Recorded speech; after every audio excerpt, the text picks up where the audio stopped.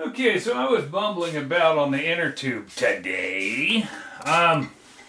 Basically, I've been working on the 7 or 8 projects that I've got going here. A bunch of them being 50 cals, and I've got some other stuff going on the side too. Today, I spent a lot of time working on the 50 fart project that I'm just going to introduce into the mix, but that doesn't mean anything. In short, I got to see if this. I look down like this because I don't dare let this thing follow me around. But I should probably just turn it right down onto the... But anyway, what happened is, I still check in on the forums. I don't really get into them because all it does is make people mad. But there's 3 different threads going on, and finally a well-respected guy got up and said, well, the question has to do with bananaed cases, fire forming, and what have you. And this poor newbie comes on, doesn't know the answer to this question, and he's like, well, I'm still checking focus here. What are bananaed cases, and how do I find them, and how do I fix them? And the BS started to flow. And finally somebody who came on who claims to be an expert says, well, you can't really eliminate it. Some cases banana, and you can call and you can this and go, but the phrase that caught me was you can't. It's just one of those things that happens. You can't really eliminate it. And my initial reaction right from my viscera was bullshit. Stuff like this needs to be addressed. Because there's a lot of people out there, well, not a lot percentage-wise, but there's a number of people out there that have that problem licked. And there are a lot of people that are not shooting crooked cases. I remember back 20-some years ago, going through this with a guy named Skip Otto, who faced off case heads and sold die shims, and he was really, really about. Early on, from day one, he was in the fitted die game. And his way of dealing with some of this was he could make a straight case, but he couldn't get a straight case head. What that means is, this is what's so cool about these big cases. Sometimes when a case forms, I'm looking down again because I'm trying to get into the focal range. Not only do they banana, which these big cases allow me to show really well, and I'll pan down on them, but also in the bananing, the case heads go cant. The term is called canted or crooked case heads.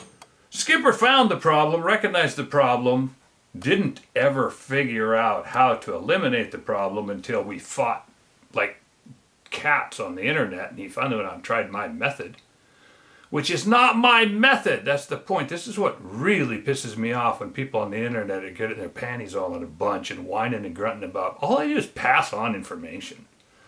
I spend money. I won't even name who got me started on this, but the first guy that sold me what would today be the equivalent of a $4,000 bench rest gun, supplied the cases, and they went in hard. I was out in Canastota, New York, picking the gun up, shooting it for the first time. And I lived in Washington at the time, but a friend of mine had both bought these guns, and we went out there to a class, shot with some pros. And this thing was tight. And I looked up, and the guy who had built it was watching me, and he nodded. Basically saying, yeah, that's what it's supposed to be. They go in tight. And it blew me away. I put it in tight, and I fired one, and it just flipped out of there like with no resistance. Well, that was like a light turning on. It wasn't me. I don't invent this stuff. So anyway, there's a reason for that. That's the answer to the whole conundrum. So, I'm going to go down here. You're going to have to bear with me a little bit.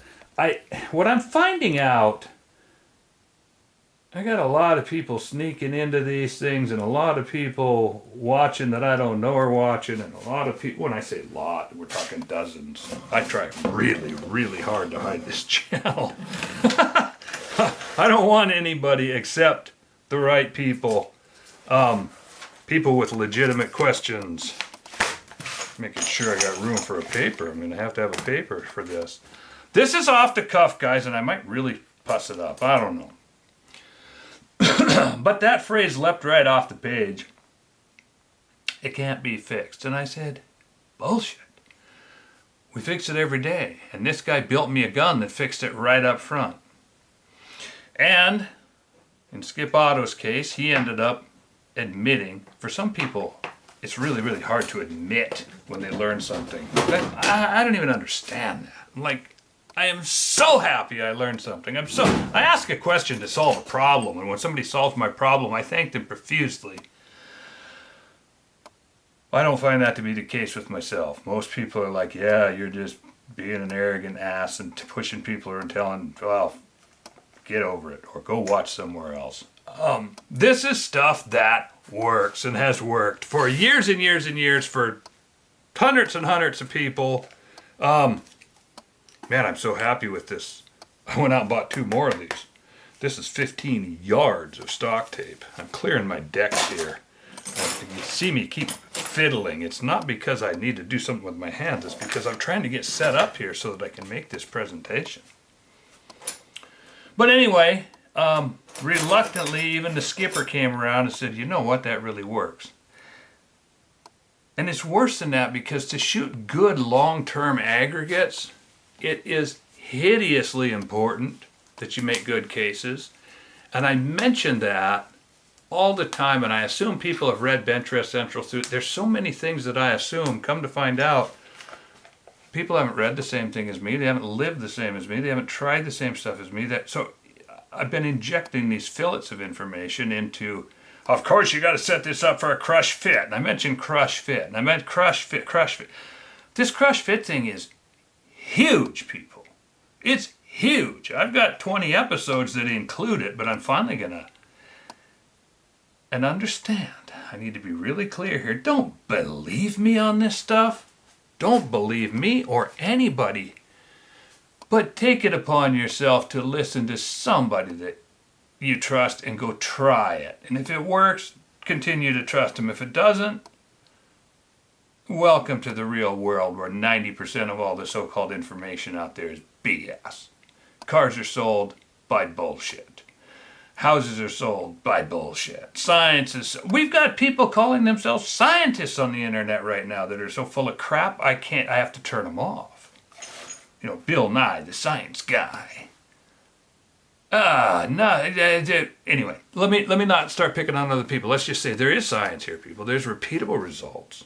The simple fact is that there are very good reasons why cases banana, why they are, they don't form straight.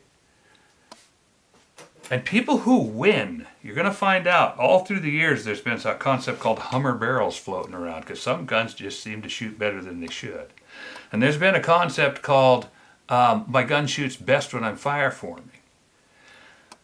And there's been a group of people that say, oh, full-length dies are garbage because they don't shoot. And there's been a bunch of people that say neck sizing is for Phoebes, neck sizing is stupid, and on and on and on. And these are all symptoms of a greater problem, which is bad cases. And as I'm shooting more and more of these, I grabbed the cases from 2 guns that I've been shooting with 2 different chambers, because I found that some of these cases make it really easy to illustrate some of the points that I've been talking about all these years. I'm going to revisit a lot of the stuff that I've been talking about for almost 3 years now. And see, I've written all this stuff down before. It's all in the archives at BRC, from forming wildcat cases from scratch to who to have build the dies, how to build the dies. This stuff is all known science for many, many years. I learned it from people. Now I've gone out and spent the money, and now I can stand here and say, okay, this works. I know how to take this case and neck it down to 40 caliber, because this is a 50, or clear down to 338 if I want to, and keep that neck dead center. Very few people know that. I like to pass that on so that more people know it. I would love to see a group of people out there building 375s out of, now that lathe turned solids are becoming almost as cheap as any other bullet and they're becoming a thing. A company called Cutting Edge.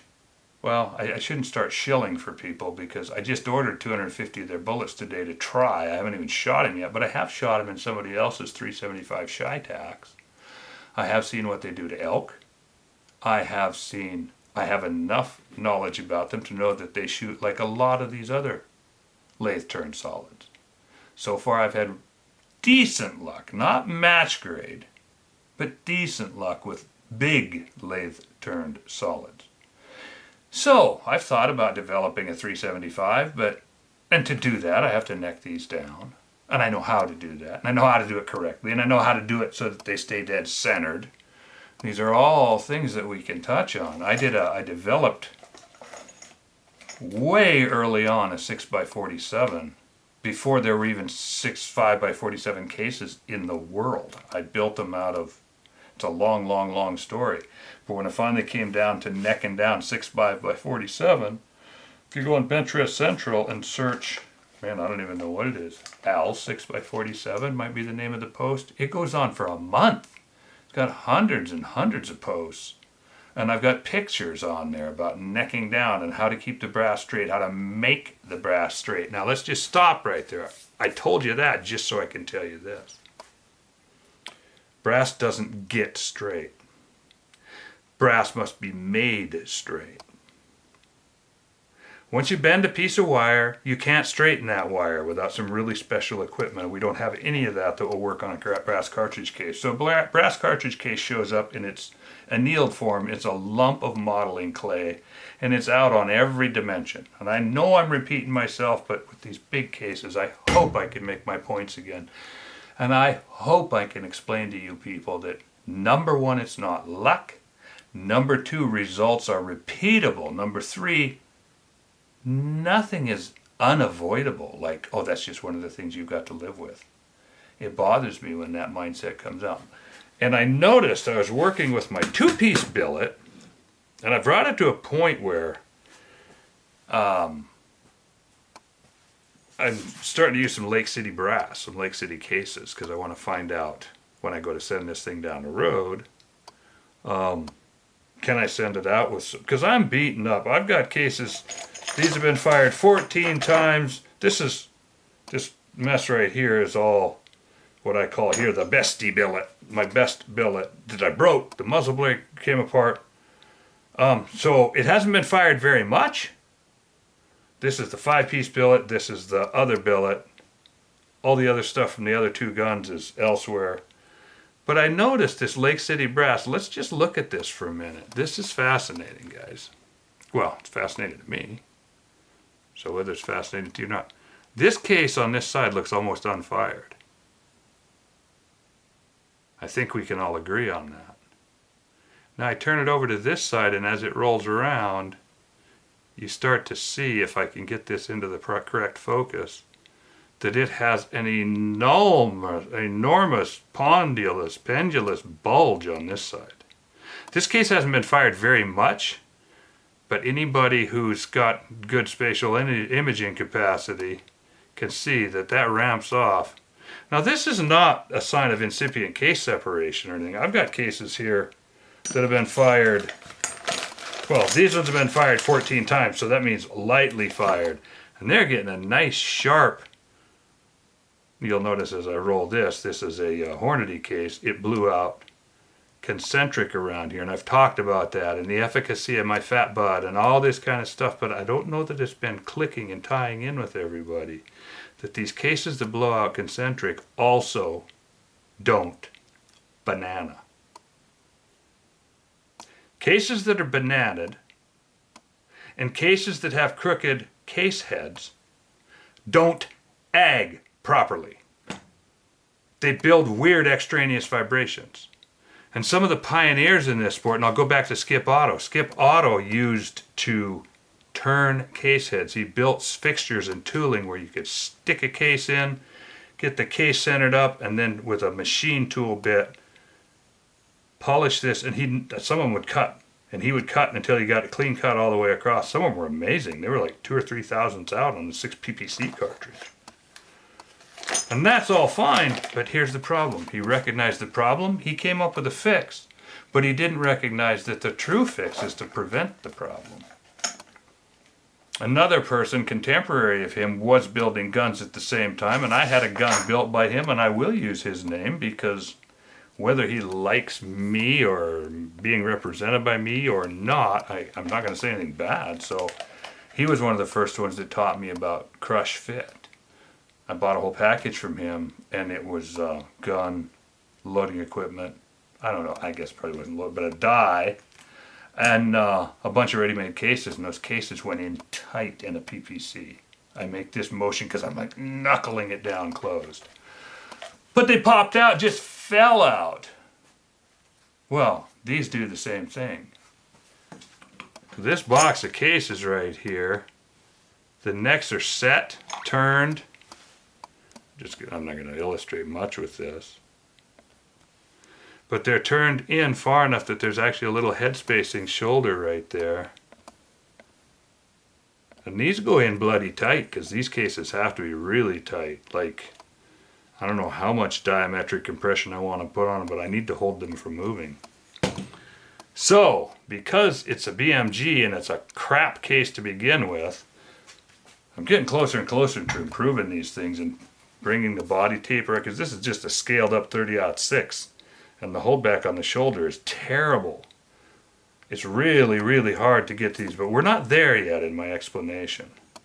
Just understand that here's a case that quite easily shows one side is unfired and the other side is bulged most enormous. What that means is that this case inside,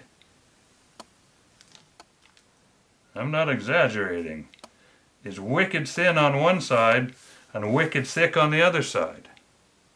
What that means is that if this case is just slobbering around in there like everybody's cases are with 1,000th of clearance so that you just close the gun easily, no crush fit.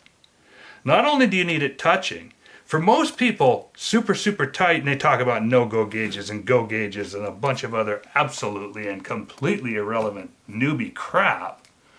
In reality, chambering your gun, most people's height of is you chamber your gun so that you get a slight feel as you close the bolt, and they're so happy they think they've really achieved something. Well, with a case shape like this, you've achieved about 2/1000ths of headspace clearance, which obviously translates to 2/1000ths of cock in the head. I shouldn't say obviously, because I might have to take a few episodes to explain this stuff, but trust me. And the reason I can say that is because when you can feel it going down, these stupid shoulders with their no resistance, when the firing pin hits this thing, it drives it in away from the bolt face 2 to 3/1000ths. It's easily illustrated. I just illustrated it the other day, and I'm not going to bore you with it because I find that most people just glaze over, but I took a piece of aluminum and I ran a chambering reamer into the aluminum, and I encased the case about this far. I think I might have even showed it on an episode, and I said I'm going to use it for bullet pulling. Well, I tried to, and it caved the shoulder right in because these shoulders offer no resistance. I got the bullet pulled, just about destroyed the case in the process. Because of that, that just reminds me, I might have screwed up. I thought I had a picture here. I should have no. Instead, I turned around and drew something up. I guess I'll show it to you later. In which, basically, it's a fixture. I'll just show you for real. It's a fixture wherein I take one of these big old shell holders that they have, and I hang the case in that shell holder, and I've got a bar, and I slam it on something and blow the bullets out into a bucket. But it takes this kind of an arrangement not to cave the shoulder in. Don't remember why these are blackened. I was marking something on them. Doesn't matter, they're nice cases. But I digress. The simple fact is, I'm just going to shorten this right up. The reason case is banana is because they're skinny on one side and thick on the other. And the guy in the video, or on BRC or Accurate Shooter or one of those, got that part right. He knew, kind of like Skip used to know when he got crooked case heads. He knew that this case, for instance, that is thick and heavy on this side, didn't bulge at all, whereas on the other side it bulged out like a mother, even though it's only been fired a few times. This case should be crooked. It's not. I have all the measuring devices, and I could spin this thing up loaded with a bullet, and you will see alignment from back to front. The firing pin's going to wobble. Well, duh, because this side is 20 thousandths off center from this side. This side stayed flat, so that firing pin is going to be, I can predict the wobble. I can roll this thing across the table and show you how that's going to track around. It's just simple physics, people. But this case is not bananaed. Why? Because I short chambered it like 11 thousandths, so that I have to hammer time this thing down. And I actually build a step when I turn these necks. I build a shouldering surface here that is abjectly solid. I tighten them down. They're hard to close. Like I've got a handle that I use. I close them down on these big 50s to get them to hold. I don't know, it takes like 20 pounds of downforce, it feels like. It's hard for me to get the downforce to close the action. Boom! Flick the action, they just fall out. And the case has come out straight. Proper bottoming, proper crush fit, proper fire forming. And I've said it and said it and said it, but I put this sequence together just to kind of tie it in, and hopefully this big case will show you right there's the thick side.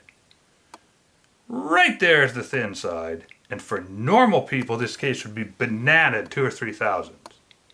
But if you chamber it such that it goes in tight enough, it will just pop, and it will not go banana, because bananaing means that the skinny side has to grow like a bimetallic spring.